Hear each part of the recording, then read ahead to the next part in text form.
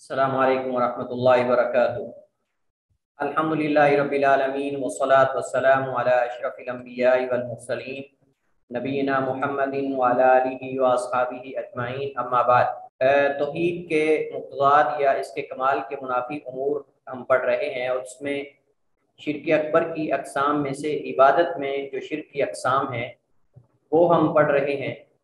ہم نے اسماء و صفات میں شرک، ربوبیت میں شرک کے حوالے سے پڑھا، اس کے بعد عبادت میں، الوہیت میں شرک کی اقسام۔ پانچویں قسم ہمارے پاس آج پانچویں اور چھٹی ہے، محبت میں شرک اور خوف میں شرک۔ محبت میں شرک اور خوف میں شرک، اور اس حوالے سے ہم توحید کی اقسام کے اندر، توحید الوہیت کی اقسام کے اندر عبادت اور عبادت کے ارکان کے ضمن میں ہم نے عبادت کے ارکان کے اندر محبت، خوف اور رجا تینوں چیزیں پڑھی ہیں، اور یہاں ان دونوں قسموں کا، پانچویں اور چھٹی قسم کا تعلق محبت اور خوف سے ہے۔ تو جیسا کہ گزر چکا ہے کہ عبادت جو ہے وہ تین ارکان پر قائم ہے، ان میں سے ایک محبت ہے، اور یہ محبت واجب ہے، جس میں اللہ تعالیٰ کی محبت کے ساتھ اس کی تعظیم، اس کی اطاعت اور فرما برداری ہو۔ یہ محبت اصل میں مطلوب ہے، اور اللہ اس کے رسول کے حق میں مطلوب ہے۔ اللہ اور اس کے رسول کے حق میں مطلوب ہے۔ ہم رسول سے محبت کرتے ہیں ان کی شخصیت کی وجہ سے نہیں، بلکہ اس وجہ سے کہ وہ اللہ کے رسول ہیں، کائنات کے امام ہیں، اور اللہ تعالیٰ سے محبت کرنے کی وجہ سے ہماری ان سے محبت ہے۔ تو اللہ تعالیٰ سے محبت اس انداز میں کرنا کہ اس کی تعظیم ہو، اس کی اطاعت فرما برداری ہو، یہ اصل میں توحید ہے۔ اور اس میں اللہ تعالیٰ کے ساتھ کسی کو شریک کرنا یہ شرک ہے۔ اس میں اللہ تعالیٰ کے ساتھ کسی کو شریک کرنا یہ شرک ہے۔ لہٰذا جو کسی غیر کے سامنے محبت و تعظیم سے جھکا، اس نے اس کی اطاعت کی، اور پسندیدہ اشیاء کو اللہ تعالیٰ کی، یعنی اس کی اطاعت کی اور اس کی پسندیدہ اشیاء وہ اللہ تعالیٰ کی اطاعت اور اس کی پسندیدہ اشیاء سے مقدم کیا، تو اس نے اللہ تعالیٰ کے ساتھ شرک کیا، اس نے اللہ تعالیٰ کے ساتھ شرک کیا۔ کیونکہ محبت کے اندر، محبت کا تقاضا اطاعت ہوتی ہے، محبت کا تقاضا جو ہے وہ یہ بھی ہوتا ہے کہ پسندیدہ، اس کی جو پسندیدہ اشیاء ہیں ان کو دیگر لوگوں کی پسندیدہ اشیاء سے محبوب رکھا جائے، اس کی ترجیحات کو جو ہے وہ ترجیحات میں رکھا جائے، اور اس کی محبوب چیزوں کو مقدم کیا جائے دیگر لوگوں کے ہاں جو چیزیں محبوب ہیں ان کے ہاں، ان کے مقابلے میں۔ اللہ تعالیٰ اس آیت کے حوالے سے ہم تفسیر پڑھ چکے ہیں۔ قرآن کریم میں اللہ تعالیٰ فرماتا ہے وَمِنَ النَّاسِ مَن يَتَّخِذُ مِن دُونِ اللَّهِ أَندَادًا يُحِبُّونَهُمْ كَحُبِّ اللَّهِ وَالَّذِينَ آمَنُوا أَشَدُّ حُبًّا لِلَّهِ، اور لوگوں میں سے کچھ ایسے ہیں جو اللہ کے علاوہ کچھ شریک بنا لیتے ہیں، یحبونہم، اور وہ ان سے محبت کرتے ہیں، کحب اللہ، اللہ تعالیٰ کی محبت جیسی محبت کرنا، والذین آمنوا اشد حبا للہ، اور جو اہل ایمان ہیں وہ اللہ تعالیٰ سے محبت میں کہیں زیادہ ہے۔ ایک شبہ ہے جس کا تعلق اس شرک کی قسم کے ساتھ ہے، یعنی محبت میں شرک کے اندر ایک شبہ ہے۔ جو لوگ اللہ تعالیٰ کی محبت میں دوسروں کو شریک بناتے ہیں، اولیاء کو، صالحین کو، کسی اور ہستی کو اللہ تعالیٰ کے مقابلے میں اس قسم میں شریک بناتے ہیں، اگر انہیں کہا جائے کہ تم شرک کر رہے ہو، کہیں گے شرک اس لیے کر رہے ہیں کہ آپ اللہ تعالیٰ سے جیسے محبت کرنی چاہیے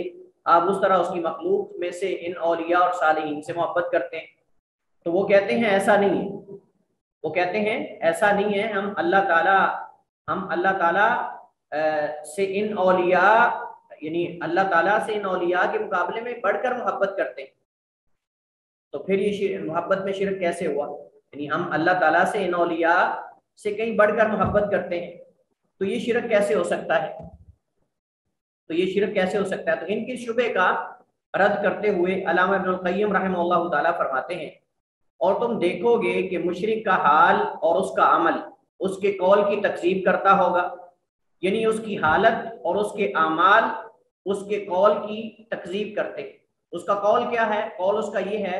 کہ جی ہم اللہ تعالیٰ کی محبت میں کسی کو شریک نہیں کرتے، ہم جتنی اللہ سے محبت کرتے ہیں ہم اس قدر ان اولیاء اور صالحین سے محبت نہیں کرتے۔ یہ آپ کا دعویٰ ہے، اور یہ آپ کا ہمارے اوپر جو ہے وہ ایک الزام ہے، ایسا نہیں ہے۔ تو علامہ ابن القیم رحمہ اللہ تعالیٰ فرماتے ہیں، اور تم دیکھو گے مشرک کا حال و عمل اس کے قول کی تکذیب کرتا ہوگا، کیونکہ وہ کہتا ہے ہم ان شرکاء سے اللہ تعالیٰ سے محبت کرنے کی طرح محبت نہیں کرتے۔ اور نہ ہی انہیں اللہ تعالیٰ کے برابر کرتے ہیں، پھر وہ ان کے لیے غصہ کرتا ہے اور ان کی بے حرمتی پر اللہ تعالیٰ کے لیے غصہ کرنے سے بھی زیادہ غصہ کرتا ہے۔ یعنی اگر اللہ تعالیٰ کی بے حرمتی ہو رہی ہو، اللہ تعالیٰ کی شان میں کوئی گستاخی کر رہا ہو، تو ان کو اتنا غصہ نہیں آئے گا جتنا ان کو غصہ کسی ولی، کسی جو ہے وہ بزرگ کی توہین کرنے پر ان کو غصہ آئے گا۔ اگر آپ یہ کہہ دو کہ فلاں ولی جو ہے، فلاں پیر عبد القادر جیلانی مشکل کشا نہیں، حاجت روا نہیں، اور وہ بگڑیاں بنانے والا نہیں، وہ سنتا نہیں، وہ مشکلیں حل نہیں کرتا، تو وہ غصہ کر جائیں گے، آپ کو گستاخ قرار دے دیں گے۔ لیکن اس کے مقابلے میں اللہ تعالیٰ کی شان کے بارے میں کوئی جیسے بھی گستاخی کرتا رہے، ان کو اس قدر غصہ نہیں آئے گا۔ اصل یہ مقصود ہے، جب ان اولیاء اور صالحین اور ان پیروں کا ذکر چھیڑ دیا جائے تو بڑا شاش بشاش اور خوش نظر آتا ہے، اور جو ہی اللہ کی توحید بیان کرنے لگ جاؤ تو اس کے چہرے پہ تیوریاں پڑ جاتی ہیں، ماتھے پہ بل پڑ جاتے ہیں، اور غصے سے وہ لال پیلا ہو جاتا ہے، اور بن کے اپنے آپ جیسے کوئی چیز بن جاتی ہے، غصے سے وہ ایسے بنا ہوا ہو جاتا ہے، اور اس پہ ایک طرح کی وحشت طاری ہو جاتی ہے۔ تو یہ ابن قیم رحمہ اللہ تعالیٰ ان لوگوں کی کیفیات کو بیان کر رہے ہیں کہ یہ لوگ کہتے ہیں کہ ہم اللہ تعالیٰ کے مقابلے میں اتنی محبت کسی سے نہیں کرتے، جبکہ ان کا عمل جو ہے وہ ان کے قول اور ان کی حالت کے بالکل منافی ہے۔ تو کہتے ہیں کہ پھر ان کے لیے غصہ کرتے ہیں، وہ غصہ کرتا ہے، اور ان کی بے حرمتی پر اللہ تعالیٰ کے لیے غصہ کرنے سے بھی زیادہ اس کو غصہ آتا ہے۔ اگر کوئی دربار کی ٹہنی، اس کے درخت کی ٹہنی توڑ دے تو کہتا ہے تمہارا بزرگ جو ہے بابا جی تمہارے ٹانگ توڑ دیں گے، اور ان کے ذکر سے اشاش اور بشاش ہو جاتا ہے، کھل کھلا جاتا ہے، خصوصاً جب ان کے بارے میں ایسی کرنیوں کا ذکر ہو، جب ان کے بارے میں ایسی کرنیوں کا ذکر ہو جو ان میں نہیں ہے۔ اس نے ایسا کر دیا، اس نے یہ کر دیا، فلاں پیر نے یہ کر دیا، فلاں نے مردہ کو زندہ کر دیا اور زندہ کو مردہ کر دیا، فلاں نے ایسا کر دیا، وہ کہتے ہیں واہ واہ کیا بات ہے، تو وہ کھلکھلا جاتا ہے، خصوصاً جب ان کے بارے میں ایسی کرنیوں کا ذکر ہو جو ان میں نہیں۔ لیکن جب اللہ وحدہ لا شریک اور اس کی توحید کا ذکر ہوتا ہے تو اس پہ ایک طرح کی وحشت طاری ہو جاتی ہے، دل تنگ ہو جاتا ہے۔ یہ ابن قیم رحمہ اللہ تعالیٰ نے، ابن قیم نے مدارج السالکین کے اندر جو ہے یہ بات ذکر کی ہے، اور اس سے یہ تصرف کے ساتھ نقل کیا گیا۔ اللہ تعالیٰ قرآن کریم میں ان کی اس کیفیت کو بیان کرتے ہوئے فرماتا ہے وَإِذَا ذُكِرَ اللَّهُ وَحْدَهُ اشْمَأَزَّتْ قُلُوبُ الَّذِينَ لَا يُؤْمِنُونَ بِالْآخِرَةِ، اور جب اللہ وحدہ لا شریک کا ذکر ہوتا ہے تو ان لوگوں کے دل تنگ پڑ جاتے ہیں، ان لوگوں کے الذین لا یؤمنون بالآخرہ، جن کا آخرت پر ایمان نہیں۔ وَإِذَا ذُكِرَ الَّذِينَ مِن دُونِهِ إِذَا هُمْ يَسْتَبْشِرُونَ، اور جب ان کا ذکر ہوتا ہے جو اس اللہ کے سوا ہیں تو اچانک وہ بہت خوش ہو جاتے ہیں، ان کے چہرے کھل کھلا جاتے ہیں، اور جو ہے وہ شاش بشاش ہو جاتے ہیں، چست اور چلاک ہو جاتے ہیں۔ لیکن توحید اگر آپ بیان کرو تو ان کو غصہ آئے گا، وہ کہیں گے تمہیں کیا لگتا ہے کہ سارا معاشرہ مشرک ہی ہے، تم توحید توحید توحید توحید کی رٹ لگا رہے ہو، کیا ہم تمہیں مشرک نظر آتے ہیں؟ کیا تمہارے دائیں بائیں والے سارے تمہیں مشرک ہی، یعنی وہ کہتے ہیں تم ہی توحید والے ہو، تمہیں ہمارے اپنے علاوہ کوئی اور توحید والا نظر ہی نہیں آتا۔ یہ آپ کو اس طرح کی باتیں جو ہیں وہ کرتے، اور جو ہے وہ آپ کو ذکر کرتے ہوئے تانے دیتے ہوئے نظر آئیں گے۔ اس کے بعد جو عبادت میں شرک کی چھٹی قسم ہے وہ ہے خوف میں شرک۔ جیسا کہ ہم نے پڑھا محبت کی بھی اقسام ہیں، خوف کی بھی اقسام ہیں،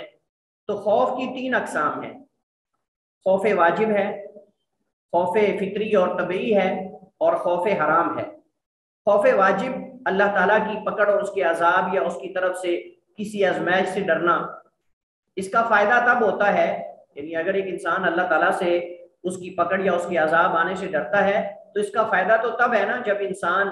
جو ہے وہ انسان کو یہ خوف نیکی کرنے اور ممنوع اور حرام کاموں سے بچنے پر آمادہ کرے۔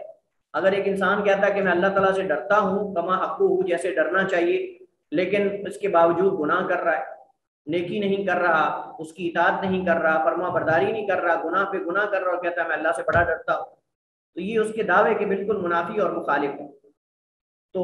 اس خوف کا رجا اور محبت سے ملا ہونا ضروری ہے۔ اس خوف کا جو خوف واجب ہے اس کا محبت اور رجا سے ملا ہونا ضروری ہے، تاکہ یہ انسان کو کہیں اللہ تعالیٰ کی رحمت سے مایوس نہ کرتے۔ کیونکہ ہم نے پڑھا تھا جب عبادت کے ارکان ہم نے پڑھے تو اس میں ہم نے محبت، خوف اور رجا پڑھا تھا، تو وہاں ذکر کیا تھا کہ حد سے زیادہ ڈر جانا، حد سے زیادہ ڈر جانا اور امید اور محبت کو نظر انداز کر دینا،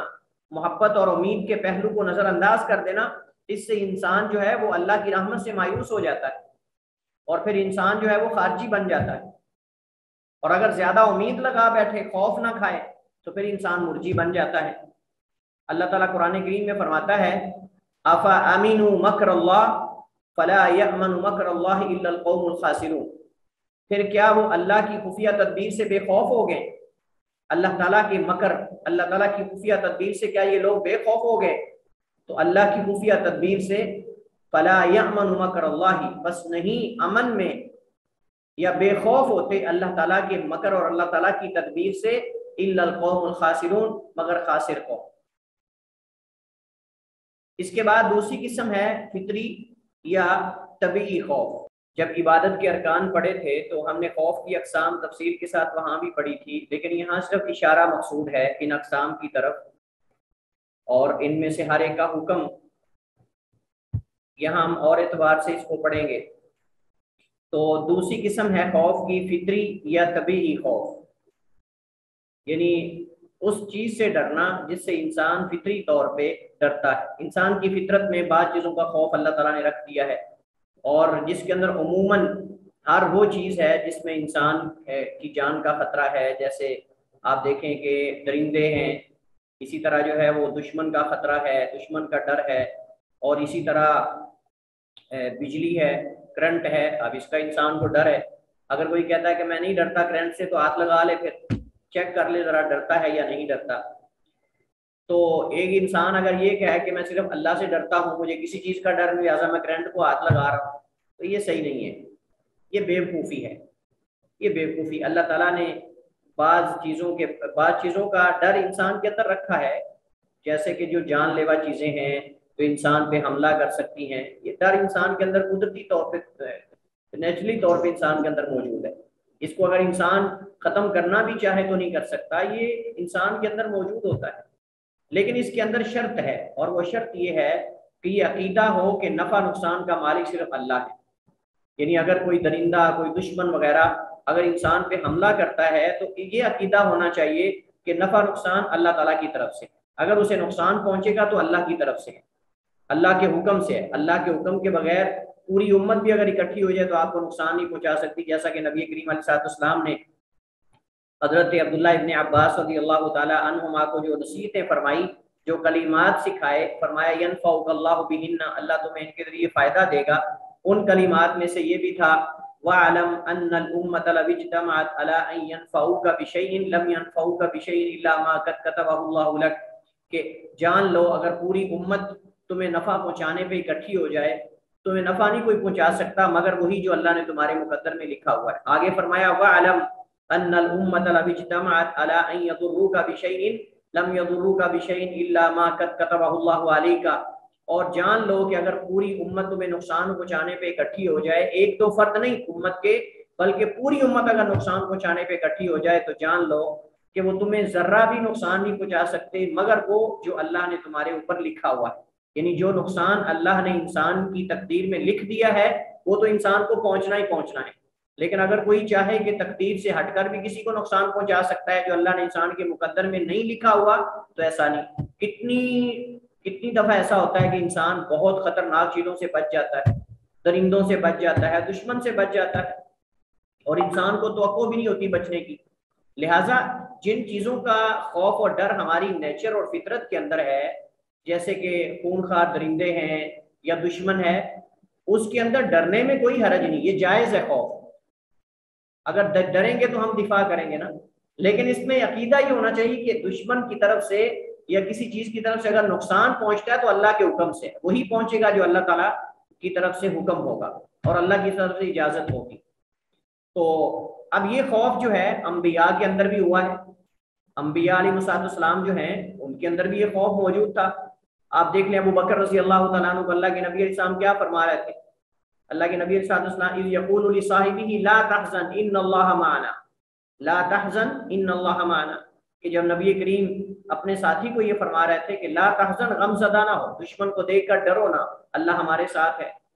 اسی طرح موسیٰ علیہ السلام نے جب وہ لاٹھی پھینکی اللہ تعالیٰ کے حکم سے جب اس کو زمین پہ پھینکا تو وہ اژدہا بن گیا، بہت بڑا سانپ بن گیا. تو اللہ تعالیٰ نے فرمایا خذھا ولا تخف سنعیدھا سیرتھا الاولی، کہ اس کو تم پکڑو، اس لاٹھی کو، ڈرو نہ. یہ اس وقت کی بات ہے کہ جب جو ہے وہ موسیٰ علیہ السلام، ابھی اللہ تعالیٰ جو ہے وہ پریکٹیکل کروا رہے تھے موسیٰ علیہ السلام سے، یعنی اللہ تعالیٰ یہ ان کو معجزات دے رہے تھے کہ تم نے کیسے کیسے فرعون کے دربار میں جا کے ظاہر کرنے ہیں. اللہ تعالیٰ نے پہلے موسیٰ کو کہا وَضْمُمْ يَدَكَ إِلَىٰ جَنَاحِكَ تَخْرُجْ بَيْضَاءَ مِنْ غَيْرِ سُوءٍ آیَةً أُخْرَىٰ، کہ اپنے ہاتھ کو بغل میں داخل کرو، چمکتا ہوا نکلے گا. پھر فرمایا کہ اللہ تعالیٰ نے فرمایا کہ لاٹھی اپنی جو ہے اس کو زمین پہ پھینکو. تو جب انہوں نے ڈالی لاٹھی تو موسیٰ علیہ السلام ڈر کے بھاگ پڑے. فرمایا اللہ تعالیٰ نے فرمایا کہ خذھا ولا تخف، اسے پکڑ لو اور ڈرو نہ. سنعیدھا سیرتھا الاولی، ہم اس کو اس کی پہلی حالت میں لوٹا دیں گے، جیسے پہلے تھا ہم اس کو اس حالت میں لوٹا دیں گے. وما تلک بیمینک یا موسیٰ قال ہی عصای اتوکأ علیہا واہش بہا علی غنمی ولی فیہا مآرب اخری. تو یہاں سے اللہ تعالیٰ نے ذکر کیا ہے موسیٰ علیہ السلام کے خوف کا، کہ موسیٰ علیہ السلام آغاز میں ڈرے ہیں، اور یہ انسانی نیچر و فطرت ہے کہ سانپ دے کر، اور سانپ بھی بہت بڑا اژدہا ہو جو انسان پورے کے پورے انسان کو نگل جائے تو انسان تو ڈرے گا نا. تو یہاں اللہ تعالیٰ نے موسیٰ علیہ السلام نے جب ایک قبطی کو قتل کر دیا، یعنی جب ان کے ہاتھ سے وہ مارا گیا،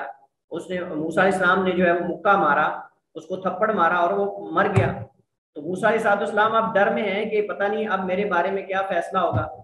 اللہ تعالیٰ نے ان موسیٰ علیہ السلام کی کیفیت کو قرآن کریم میں سورہ قصص میں بیان کیا. اللہ فرماتا ہے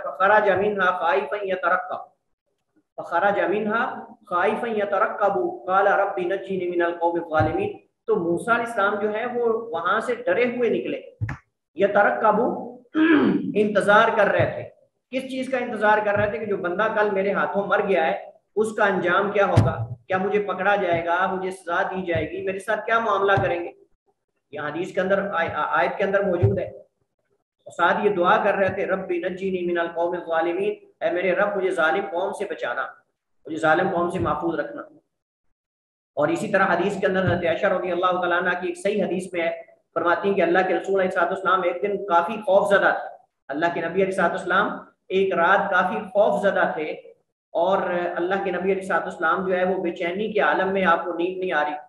تو اللہ کے نبی علیہ السلام نے فرمایا کہ کوئی اللہ کا بندہ ایسا ہو جو میرے گھر کا پہرا دے. اللہ تعالیٰ ایک بندے کو بھیجے گا جو میرے گھر کا پہرا دے گا. تو اچانک اسلحہ کٹکنے کی آواز آئی.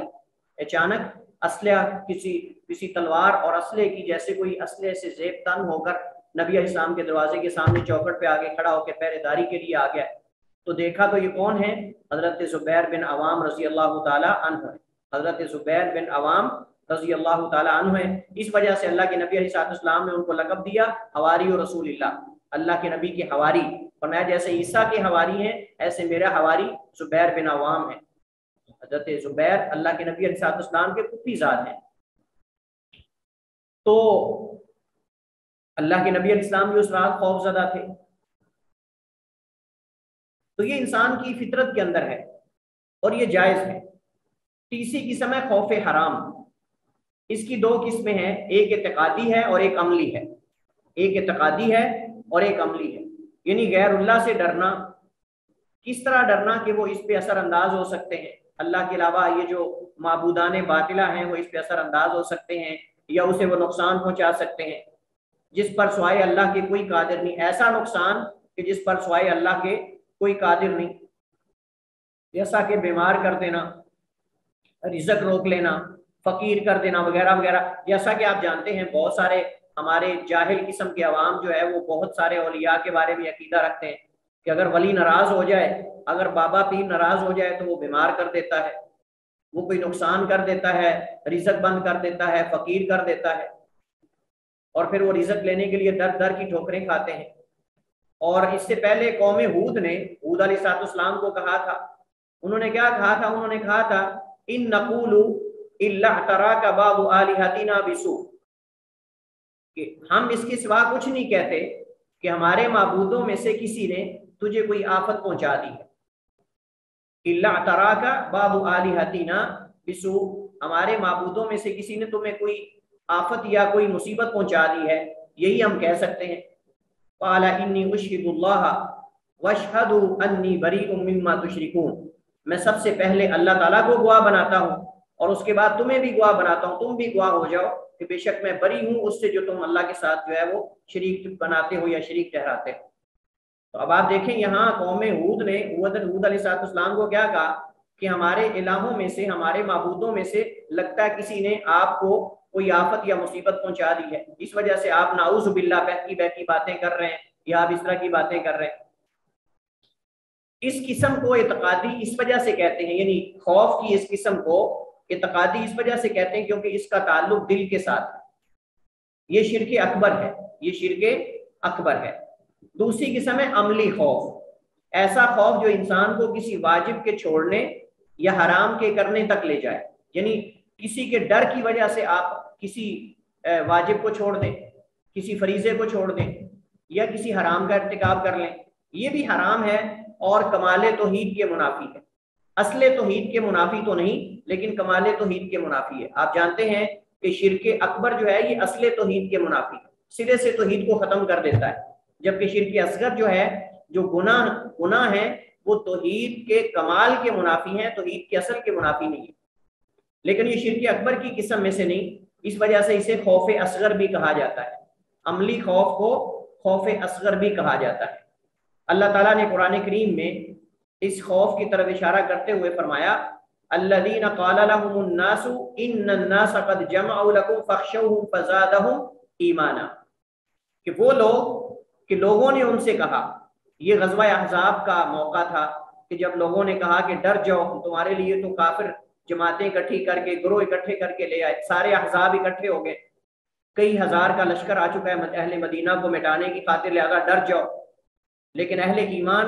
ڈگمگائے نہیں، صبر و استقامت کے دامن کو نہیں چھوڑا، بلکہ انہوں نے کیا کہا وقالوا حسبنا اللہ ونعم الوکیل، لہذا اگر وہ ڈر جاتے فخشوہم اور ڈر کے جہاد نہ کرتے، ڈر جاتے دشمن سے، تو یہ اس قسم میں سے ہوتا، یہ اس قسم میں سے ہوتا۔ جہاد ایک فریضہ ہے اور اس فریضے کو دشمن کے ڈر سے چھوڑ دینا لوگوں کی باتوں پہ۔ الذین قال لهم الناس، وہ لوگ کہ لوگوں نے ان سے کہا کہ بے شک لوگ کا جمع لکم، تمہارے لیے اکٹھے ہو چکے ہیں، یعنی فوجیں جمع کر لی انہوں نے، فخشوہم لہذا ان سے ڈر جاؤ۔ لیکن فزادہم ایمانا، ان کی اس دھمکی نے یا ان کے اس ڈرانے نے ان کو ایمان میں زیادہ کر دیا۔ وقالوا، انہوں نے کہا حسبنا اللہ ونعم الوکیل، ہمیں اللہ ہی کافی اور اچھا کارساز ہے۔ لیکن اگر ڈر جاتے اور فریضے کو جہاد کو چھوڑ دیتے تو یہ اصل میں اس عملی خوف میں سے ہوتا، یہ عملی خوف میں سے ہوتا۔ اسی طرح اگر ایک انسان کسی کے ڈر کی وجہ سے جو ہے وہ نماز نہیں پڑھتا تو لوگ کہیں گے جی یہ دیکھیں یہ نمازی ہے، تانے دیں گے مجھے، تو یہ بھی اس قسم میں سے ہی ہے، عملی خوف ہے۔ دوسری قسم ہے، یہاں تک ہمارے پاس جو ہے وہ شرک اکبر کی اقسام جو ہے وہ ختم ہو چکی ہیں۔ شرک اکبر کی اقسام جو ہیں وہ ربوبیت میں ہو یا اسماء و صفات میں ہو یا الوہیت کی جو ہم نے ساری اقسام پڑھی، دعا ہے، محبت ہے، خوف ہے، اور اسی طرح جو دیگر اس کی اقسام ہیں وہ ہم نے پڑھی تقریباً 6 کے قریب۔ اس کے بعد شرک کی دوسری قسم ہے شرک اصغر۔ اب شرک اصغر کے موضوع میں ہم داخل ہوتے ہیں تو سب سے پہلے ہم شرک اصغر کی تعریف پڑھیں گے، اس کے بعد شرک اصغر کی جو اقسام، اس کا حکم اور اس کی اقسام۔ تو شرک اصغر کسے کہتے ہیں؟ بعض علماء کہتے ہیں کہ شرک اصغر سے مراد یہ ہے کہ غیر اللہ کو اللہ تعالیٰ کے ساتھ کسی فعل یا قول میں شریک کرنا، غیر اللہ کو اللہ تعالیٰ کے ساتھ کسی فعل یا قول میں شریک کرنا۔ لیکن یہ جو تعریف ہے نا یہ جامع معنی نہیں، یہ جو تعریف ہے نا کہ غیر اللہ کو اللہ تعالیٰ کے ساتھ کسی قول یا فعل میں شریک کر دینا، اس کے اندر تو اکبر بھی آ جاتا ہے، یہ کوئی جامع معنی تعریف نہیں۔ اس کے بعد والی تعریف جو ہے دوسری وہ زیادہ واضح ہے، اور وہ کیا ہے کہ ہر وہ فعل جس پر شریعت نے لفظ شرک کا اطلاق کیا ہو، جس پر شریعت نے لفظ شرک کا اطلاق کیا ہو لیکن وہ اسلام سے خارج نہ کرتا ہو، لیکن وہ اسلام سے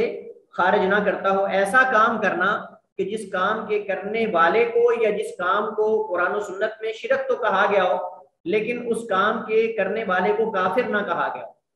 یا اس کام کے کرنے والا کافر نہ ہوتا ہو، اسلام سے خارج نہ ہوتا ہو۔ اس بات کو مزید واضح کرنے کے لیے علامہ عبد الرحمن بن سعدی رحمہ اللہ تعالی، جو کہ تفسیر تفسیر سعدی جو آپ سنتے رہتے ہیں، معروف تفسیر ہے، اس تفسیر کے مصنف عبد الرحمن بن سعدی رحمہ اللہ، بعض سعدی پڑھتے ہیں بعض سعدی پڑھتے ہیں رحمہ اللہ تعالیٰ، یہ علامہ ابن عثیمین کے استاد ہیں، یہ علامہ ابن عثیمین رحمہ اللہ تعالیٰ کے استاد ہیں۔ وہ فرماتے ہیں اور رہا شرک اصغر، تو یہ تمام وہ اقوال و افعال ہیں، یعنی شرک اصغر سے کیا مراد ہے؟ کہتے ہیں وہ تمام اقوال و افعال ہیں جن کے ذریعے شرک اکبر تک پہنچا جاتا ہو، جن کے ذریعے شرک اکبر تک پہنچا جاتا ہو، یعنی وہ تمام اقوال و افعال جن کے اندر حد سے بڑھ جانے سے بندہ شرک اکبر میں داخل ہو جاتا ہے، یعنی یہ گویا کہ پہلا سٹیپ ہے۔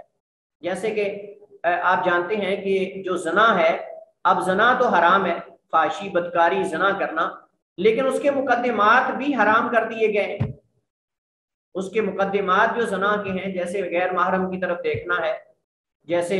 عورت کا خوشبو لگا کر معطر ہو کر باہر نکلنا ہے، عورت کا تنگ لباس پہننا ہے، یا جو ہے وہ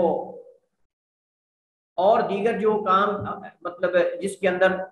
روکا گیا ہے، نبی کریم علیہ الصلوۃ والسلام نے عورت کو اور اس طرح مرد کو بعض چیزوں سے روکا ہے جو کہ اصل میں زنا میں واقع کر دینے والے ہیں، ان کو مقدمات کہتے ہیں۔ تو اسی طرح جن چیزوں سے انسان شرک اکبر تک پہنچتا ہے وہ اصل میں شرک اصغر ہے، یہ اصل میں واضح کر رہے ہیں۔ تو کہتے ہیں کہ وہ تمام اقوال و افعال جن کے ذریعے شرک اکبر تک پہنچا جاتا ہو، جیسا کہ مخلوق میں غلو کرنا، یعنی اللہ تعالیٰ کی مخلوق میں سے کسی کی شان میں غلو کر دینا، انبیاء کی شان میں ہو یا کسی ولی کی شان میں ہو یا کسی کے اندر غلو کر دینا، لیکن وہ غلو اس قدر ہو کہ عبادت تک نہ پہنچتا، اس قدر ہو کہ وہ عبادت تک نہ پہنچتا۔ اگر عبادت تک پہنچ جائے گا غلو تو وہ تو شرک اکبر ہو جائے گا۔ غیر اللہ کے نام کی قسم اٹھانا، ریاکاری کرنا وغیرہ، یہ تینوں چیزیں جو ہیں یہ شرک اصغر کے اندر انہوں نے شامل کی ہیں، اور یہ کتاب التوحید کی شرح القول السدید کے اندر جو ہے انہوں نے یہ کلام جو ہے وہ ذکر کی ہے۔ دوسرا مسئلہ اس ضمن میں وہ شرک اصغر کا حکم ہے۔ ہم پہلے پڑھ چکے ہیں، جب ہم نے شرک کی اقسام پڑھی تو ہم نے شرک اصغر اور شرک اکبر میں فرق اور اس میں جو احکامات ہیں ہم نے پڑھے تھے۔ یہاں صرف مقصد اشارہ کرنا ہے، وگرنہ اس کی تفصیل ہم پڑھ چکے ہیں۔ شرک اصغر اور شرک اصغر شرک اکبر کے بعد اکبر الکبائر میں سے، ہم نے وہاں یہ ذکر کیا تھا کہ شرک اصغر جو ہے یہ اکبر کے بعد، یعنی شرک اکبر کے بعد سب سے بڑا گناہ ہے، حتیٰ کہ زنا، بدکاری، فحشی، چوری، ڈکیتی، ان سب گناہوں سے بڑا گناہ، کیونکہ اس میں غیر اللہ کو اللہ تعالیٰ کے برابر کرنا ہوتا ہے کسی قول یا فعل کے اندر۔ شرک اصغر کی دلیل کیا ہے؟ شرک اصغر کی دلیل قرآن کریم میں سورہ کہف کی آخری آیت ہے، اس کا جز ہے۔ اللہ تعالیٰ فرماتا ہے فَمَنْ كَانَ يَرْجُو لِقَاءَ رَبِّهِ فَلْيَعْمَلْ عَمَلًا صَالِحًا وَلَا يُشْرِكْ بِعِبَادَةِ رَبِّهِ أَحَدًا۔ بس جو شخص اپنے رب سے ملاقات کی امید رکھتا ہے، فَلْيَعْمَلْ عَمَلًا صَالِحًا، بس اسے چاہیے کہ وہ عمل کرے نیک عمل، وَلَا يُشْرِكْ بِعِبَادَةِ رَبِّهِ أَحَدًا، اور نہ وہ شریک کرے اپنے رب کی عبادت میں کسی کو شریک کرنا، ولا یشرک، اور نہ وہ شریک کرے بے عبادت ربی، اپنے رب کی عبادت میں احد، کسی ایک کو، یعنی کسی بھی طرح سے عبادت میں کسی کو شریک نہ کرے۔ اب صاف ظاہر ہے کہ اس کے اندر شرک اکبر بھی ہے، شرک اصغر بھی ہے، دونوں قسمیں اس کے اندر شامل ہیں۔ باقی شرک اصغر اور اکبر میں فرق اور مزید احکام پر بات ہو چکی ہے۔ جب ہم نے آغاز میں شرک کی اقسام پڑھی تھی تو تب ہم نے شرک اصغر اور شرک اکبر میں جو فروق ہیں وہ ہم نے تقریباً 5 یا 6 قسم کے فرق جو ہے وہ ذکر کیے تھے وہاں۔ تیسرا مسئلہ اس میں شرک اصغر کی اقسام کا ہے، اور اس میں جو ہے وہ ہم اس کی اقسام ذکر کریں گے۔ تو شرک اصغر کی اقسام تو بہت ساری بنتی ہیں، لیکن ان میں سے چند ایک ہم ذکر کریں گے۔ سب سے پہلی قسم ہے ریاکاری، سب سے پہلی قسم ہے ریاکاری۔ بعض علماء کہتے ہیں تھوڑی سی ریاکاری، کم ریاکاری، بعض اس کو مطلق ریاکاری ذکر کرتے ہیں، لیکن انشاءاللہ اس مسئلے میں ہم آگے کل کے لیکچر میں انشاءاللہ مزید وضاحت کر دیں گے کہ کون سی ریاکاری جو ہے وہ شرک اکبر میں بدل جاتی ہے اور کون سی ریاکاری شرک اصغر میں ہوتی ہے، لیکن عموماً ہم ریاکاری یہاں ذکر کر رہے ہیں۔ تو ریاکاری سے مراد کیا ہے؟ ریاکاری کا مراد عربی زبان میں ریا کہتے ہیں کسی چیز کے دکھانے کو، تو ریاکاری سے مراد شریعت کی زبان میں یا اصطلاح میں کسی عبادت کا اظہار اس ارادے سے کرنا کہ لوگ دیکھیں، کسی عبادات میں سے کسی عبادت کا اظہار اس ارادے سے کرنا، اس نیت سے کرنا کہ لوگ دیکھیں یا اس کی تعریف کریں۔ جیسا کہ مسلمان کا نماز کو لمبا اور خوبصورت کر کے پڑھنا، اور خوبصورت کر کے پڑھنا تاکہ لوگ اس کی تعریف کریں، تاکہ لوگ کہیں واہ کتنے خشوع و خضوع سے نماز پڑھ رہا ہے، اس کی تعریف کریں، اس کی عزت اور توقیر کریں، اس کے نام کو دوسروں کے سامنے ذکر کریں، اس کی عبادت کو. تو کوئی بھی اس طرح کا جو مقصد ہے یہ اصل میں ریاکاری ہے. اور ریاکاری جو ہے یہ کتاب و سنت کے دلائل سے حرام ہے. یعنی کتاب و سنت میں ایسے دلائل ہمیں ملتے ہیں جن سے پتہ چلتا ہے کہ ریاکاری حرام ہے اور یہ گناہ کبیرہ ہے، اور یہ گناہ کبیرہ ہے لیکن شرک اصغر ہے. اللہ تعالیٰ قرآن کریم میں فرماتا ہے فَمَنْ كَانَ يَرْجُو لِقَاءَ رَبِّهِ فَلْيَعْمَلْ عَمَلًا صَالِحًا، یہ قرآن سے ہے. وَلَا يُشْرِكْ بِعِبَادَةِ رَبِّهِ أَحَدًا. اب آپ جانتے ہیں کہ ایک مومن اگرچہ وہ نماز تو اللہ کے حکم پہ پڑھ رہا ہے، لیکن نماز اصل میں اللہ کو راضی کرنے کے لیے ہونی چاہیے. روزہ اللہ کے حکم سے رکھ رہا ہے لیکن روزہ اللہ کو راضی کرنے کے لیے ہونا چاہیے. صدقہ اگرچہ وہ اللہ کے حکم سے کر رہا ہے لیکن اللہ کو راضی کرنے کے لیے ہونا چاہیے. لیکن ایک بندہ اللہ کے حکم سے نماز تو پڑھ رہا ہے لیکن اس نماز کو خوبصورت کر کے اس وجہ سے پڑھ رہا ہے لمبا کر کے تاکہ لوگ اس کی تعریف کریں. اب گویا کہ وہ اللہ کی رضا نہیں چاہتا بلکہ لوگوں کی رضا چاہتا ہے کہ تاکہ لوگ واہ واہ کریں، لوگ اس کی تعریف کریں. ایک بندہ اگر جو ہے وہ خطابت کرتا ہے، اب خطابت جو ہے وہ لوگوں کو خیر کی طرف بلانا، خیر کی دعوت دینا، یہ بھی بہت بڑی نیکی ہے. لیکن اگر اس کے اندر وہ دوسروں کو شریک کر لیتا ہے، اس غرض سے دعوت و تبلیغ کرتا ہے کہ لوگ اس کی تعریف کریں گے کتنا بڑا خطیب ہے جی، بڑا دھڑلے کا خطیب ہے جی، اس کو تو بڑی حدیثیں یاد ہیں، یہ تو فر فلاں چیزیں سناتا ہے. اور اسی طرح ایک بندہ صدقہ کرتا ہے، اب صدقہ کرتا تو اللہ کے حکم سے ہے لیکن مقصد جو ہے وہ شہرت ہے، مقصد جو ہے وہ دوسروں کو دکھانا ہے تاکہ لوگ کہیں کہ یہ تو حاتم طائی کو بھی کٹ گیا ہے، حاتم طائی کو بھی کراس کر گیا ہے. مطلب اس طرح کی جو چیزیں اور عزائم اور نظریات انسان کے دل کے اندر آتے ہیں اور مقاصد آتے ہیں، یہ اصل میں مقاصد انسان کے عمل کو ریاکاری میں بدل دیتے ہیں، دکھاوے میں، اور پھر اللہ تعالیٰ اس میں سے اس کی جو جزا اور اجر و ثواب ہے اس کو ضائع کر دیتا ہے. اصل میں اس مسئلے کے اندر تفصیل ہے کہ اگر ایک بندہ نماز کے شروع میں ریاکاری اور دکھاوا لے کر آتا ہے، پھر بعد میں ختم ہو جاتا ہے یا درمیان میں آتا ہے، تو اس نماز میں کون سی نماز قابل قبول ہے. اگر آدھی نماز پڑھ چکا ہے تو پھر دل کے اندر خیال آتا ہے، یا شروع میں آ جاتا ہے یا آخر میں آتا ہے، یہ انشاءاللہ ہم اس کی تفصیل جو ہے وہ کل انشاءاللہ جو علامہ ابن عثیمین نے ذکر کی انشاءاللہ کل ہم اس کو ذکر کریں گے. لیکن آج مقصد صرف اس کا حکم اور جو ہے وہ اس کی تعریف وغیرہ اور اس کے دلائل وغیرہ پڑھنا ہے.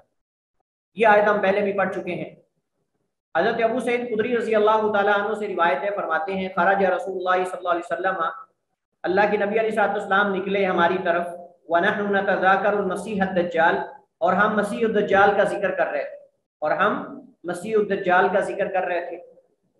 اور فقال، تو آپ نے فرمایا، الا اخبرکم بما هو اخوف علیکم عندی من المسیح الدجال، کیا میں تمہیں اس چیز کی خبر نہ دوں جو تمہارے اوپر مسیح الدجال سے بھی زیادہ خوفناک ہے، زیادہ خطرناک ہے، اس سے بھی زیادہ، یعنی یہ بھی فتنہ ہے دجال کا، لیکن ایک اور فتنہ ہے جو اس سے بھی زیادہ خوفناک اور خطرناک ہے. قالا، تو حضرت ابو سعید خدری فرماتے ہیں، قلنا، ہم نے کہا، بلا کیوں نہیں اللہ کے رسول بتائیے ہمیں.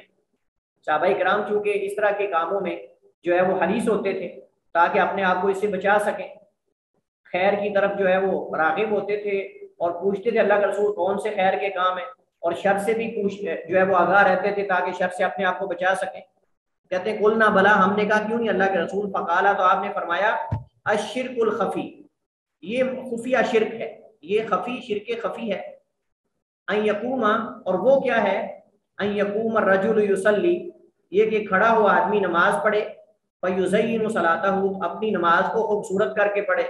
سنوارے، خوبصورت کر کے، عمدہ کر کے پڑھے. لما یرا من نظر رجل، جو کہ وہ دیکھ رہا ہے دوسرے آدمی کو، یعنی کسی آدمی کو دیکھ کر جو اس کی طرف دیکھ رہا ہے وہ نماز کو مزید بہتر کر کے، خوبصورت کر کے، لمبا کر کے، اور جو ہے وہ پورے خشوع و خضوع کے ساتھ سنوار کر پڑھنے لگ جائے، تو یہ اصل میں شرک خفی ہے اور یہ شرک اصغر ہے. اور ایک دوسری حدیث میں حضرت شداد بن اوس رضی اللہ تعالی عنہ سے روایت ہے، فرماتے ہیں رسول اللہ صلی اللہ علیہ وسلم نے فرمایا، من صلی یرائی فقد اشرک، من صلی یرائی فقد اشرک. اللہ کے نبی علیہ الصلوۃ والسلام نے فرمایا کہ جس نے نماز پڑھی دکھاوے کے لیے من صلی یرائی، جس نے نماز پڑھی دکھاوے کے لیے، فقط اشرکا، تو اس نے شرک کیا۔ ومن صام یرائی فقط اشرکا، اور جس نے روزہ رکھا دکھانے کے لیے، فقط اشرکا، تو اس نے شرک کیا۔ ومن تصدق یرائی فقط اشرکا، اور جس نے صدقہ کیا یرائی دکھانے کے لیے یا دکھاوے کے لیے، دکھلاوے کے لیے، فقط اشرکا، تو اس نے بھی اللہ کے ساتھ شرک کیا۔ تو یہاں چند مثالیں اللہ کے نبی علیہ السلام نے ذکر کی ہیں، یہاں اللہ کے نبی علیہ السلام نے چند مثالیں ذکر کی ہیں، وگرنہ اس کی یعنی دکھاوا کسی چیز کے اندر بھی ہو سکتا ہے۔ آپ نے عبادات میں سے 3 عبادات کا ذکر کیا ہے، نماز کا، روزے کا اور صدقے کا، وگرنہ ضروری نہیں کہ صرف ان کے اندر ہی ریاکاری ہو سکتی ہے، ریاکاری علم کے اندر بھی ہو سکتی ہے، ریاکاری واعظ و نصیحت کے اندر بھی ہو سکتی ہے، ریاکاری قرات قرآن کے اندر بھی ہو سکتی ہے، ریاکاری جو ہے وہ حج کے اندر بھی ہو سکتی ہے، ریاکاری جو ہے وہ اس کے علاوہ دیگر بہت سارے کام ہیں جن کے اندر ہو سکتی ہے۔ لیکن نبی کریم علیہ السلام نے عموماً جو ہے وہ معروف چیزوں میں سے 3 چیزوں کا ذکر کیا ہے، معروف چیزوں میں سے 3 چیزوں کا ذکر کیا ہے جن میں زیادہ تر لوگ جو ہے وہ ریاکاری اور دکھاوے میں واقع ہوتے ہیں، وگرنہ اگر کسی اور عبادت کی قسم میں بھی کوئی اگر ریاکاری اور دکھاوا کرتا ہے تو وہ بھی اصل میں اللہ کے ساتھ شرک کرتا ہے، اور یہ شرک اصغر ہے، شرک اکبر نہیں ہے، کیونکہ ایسے شخص کی اسلام سے خارج ہونے کی کوئی دلیل نہیں، ایسے شخص کی اسلام سے خارج ہونے کی کوئی دلیل نہیں۔ لہٰذا یہاں ہم نے تاریخ کے اندر پڑھا تھا کہ ہر وہ فعل جس پر شریعت نے شرک کے لفظ شرک کا اطلاق کیا ہو لیکن اس کے کرنے والا اسلام سے خارج نہ ہوتا، لیکن اس کے کرنے والا اسلام سے خارج نہ ہوتا۔ یہ حدیث مسند احمد میں ہے، یہ بھی حسن ہے، اور پہلی حدیث بھی حسن درجے کی ہے، سنن ابن ماجہ اور مسند احمد وغیرہ میں حدیث ہے۔ یہ پہلی جو ہے حضرت ابو سعید خدری والی، اور یہ دوسری حدیث شداد بن اوس رضی اللہ تعالیٰ عنہ والی حدیث، یہ مسند احمد میں ہے اور صحیح ابن حبان وغیرہ میں، طبرانی وغیرہ میں ہے، اور یہ حدیث بھی حسن درجے کی ہے۔ واللہ تعالی اعلم و احکم، وصلی اللہ وسلم علی نبینا محمد وعلی آلہ وصحبہ وسلم۔